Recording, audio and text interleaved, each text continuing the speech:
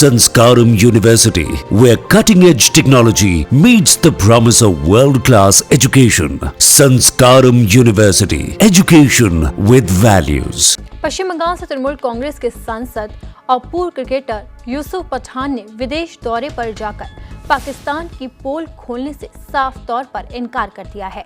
उन्होंने कहा है कि वो उस दल में शामिल नहीं होंगे। यूसुफ पठान ने केंद्र सरकार को जानकारी देते हुए बताया है कि वो विदेश दौरे के समय उपलब्ध नहीं होंगे।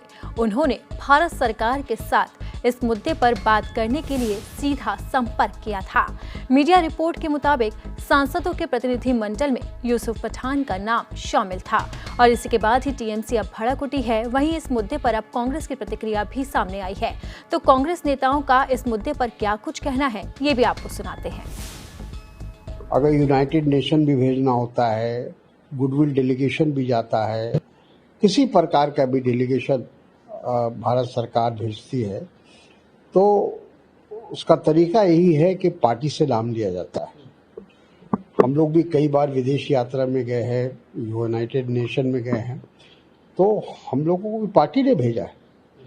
सवाल ये है कि जब आप एक गुडविल डेलीगेशन भेज रहे हो, ऑल पार्टी डेलीगेशन भेज रहे हैं, तो सभी पार्टी से आपको नाम मांगना चाहिए था कि आपके 2 जाएंगे, 4 जाएंगे, 1 जाएंगे, जो भी संख्या हो, तो आपको पार्टी से नाम मांगना चाहिए था और जो पार्टी जो नाम देती उन लोगों को भेजना चाहिए था। ये कंट्रोवर्सी होती नहीं। तो ये कंट्रोवर्सी तो सरकार के द्वारा जानबूझ के कराया गया है। अब ये गुडविल डेलीगेशन थोड़ी होगा।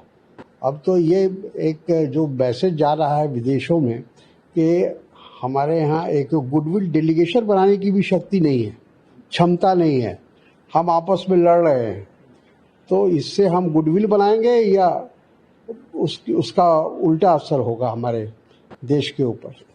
तो मैं समझता हूँ कि प्रधानमंत्री कार्यालय हो या पार्लियामेंट हो, जो भी हो, उसको इस बात को मान के चलना चाहिए कि हमारे यहाँ सर्वदलीय